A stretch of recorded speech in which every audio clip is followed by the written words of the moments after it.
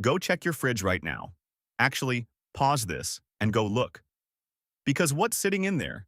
The things you buy every single week without thinking. Some of them are about to become very hard to find. And May is closer than you think. Here's what nobody's saying out loud. This isn't about one bad harvest or one supply chain hiccup. There's a pattern forming across 9 everyday foods, the kind you grab on autopilot at the grocery store. Preppers spotted it weeks ago. They're already moving, and by the time most people notice the shelves thinning out, the window to act will already be closing. Let me walk you through all 9, starting with something almost every household goes through every single week. Number 1, fresh milk. Fresh milk seems unshakable. It's everywhere, all the time. But dairy farm closures have been quietly accelerating across the country, and the farms that remain are dealing with rising feed costs that are making production less and less sustainable. Regional milk shortages have already been reported in parts of Europe and Southeast Asia. The US isn't immune. And because fresh milk has an extremely short shelf life, the moment distribution gets disrupted, even briefly, store supplies vanish within days. No warning, no announcement. Just empty refrigerated shelves. And if milk is going, the next one makes complete sense when you think about it. Number 2, cereal. Cereal feels like the last thing that would ever disappear. It's processed, packaged, shelf-stable. But that's exactly why this one is sneaky. Grain prices have been surging quietly, and several major cereal manufacturers have already started reducing the number of SKUs they produce, meaning fewer varieties, smaller batches, and thinner inventory across the board. Some flavors are already gone from certain retailers permanently. What looks like a fully stocked cereal aisle right now is actually working from a much smaller reserve than it was 2 years ago. But here's where it starts to get personal. Number 3, coconut oil. Coconut oil has become a kitchen staple for millions of households. Cooking, baking, skincare. The problem is that coconut production is highly concentrated in a small number of tropical countries, and climate disruptions hitting those regions have been severe. Yields are down. Export volumes are shrinking. The price of coconut oil has already spiked significantly in the last quarter, and smaller brands are having trouble securing consistent supply. What's on shelves now is moving fast, and replacement stock isn't guaranteed. Now, this next one is the one that's going to hit closest to home. Number 4, fresh eggs. You already know eggs have been volatile. But what most people don't realize is that the underlying problem hasn't actually been fixed. It's been temporarily patched. Avian flu outbreaks continue to cycle through poultry farms, and rebuilding a laying hen flock takes months. The relative stability you might be seeing at your local store right now is fragile. One more significant outbreak, which experts say is likely as warmer months arrive, and egg prices and availability go sideways again fast. Preppers aren't waiting to find out. And what goes perfectly with eggs every single morning? Keep watching. Number 5, sugar and sweeteners. Sugar is one of those things people completely take for granted. But global sugar production has been hit hard by drought conditions in Brazil and India, 2 of the world's largest producers.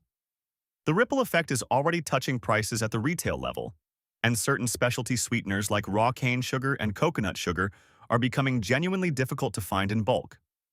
If you bake, preserve food, or just want your coffee to taste normal, this is one you shouldn't ignore. Okay. Number 6. This one hits differently. Number 6, meat, beef, pork, chicken. All of it is under pressure simultaneously, and that almost never happens.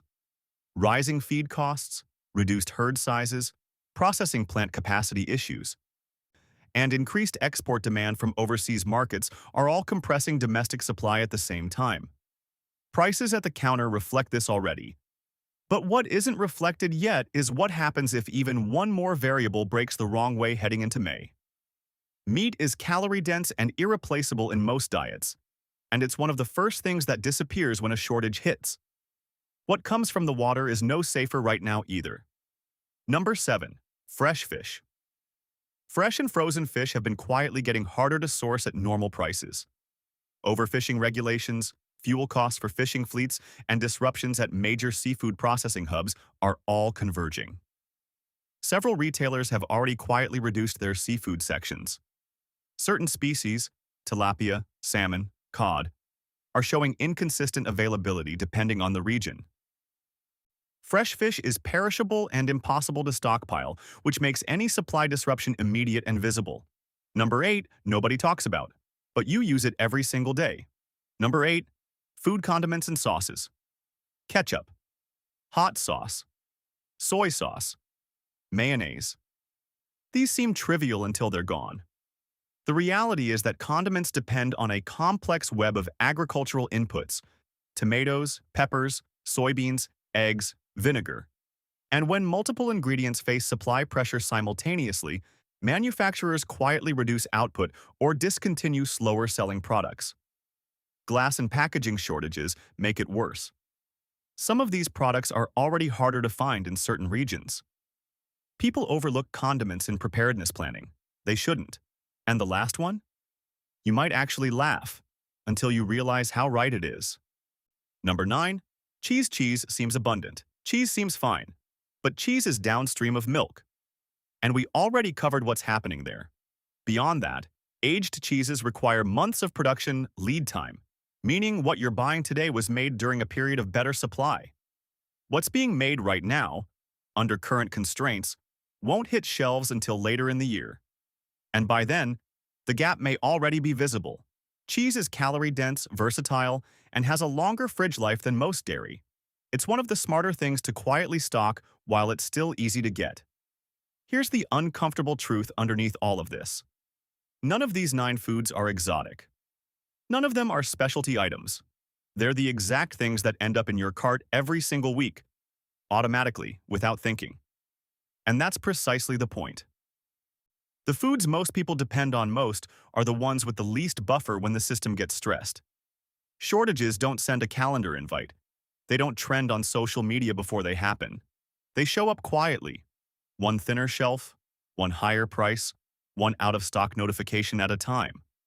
Until one day, you go to get what you always get, and it simply isn't there. May is not far away. The people who are prepared won't be the ones who panicked. They'll be the ones who paid attention early. If this video made you think twice, subscribe, because we're watching this closely and reporting what most people won't see until it's too late. And drop a comment below. Which of these 9 foods would hit your household the hardest? I want to know.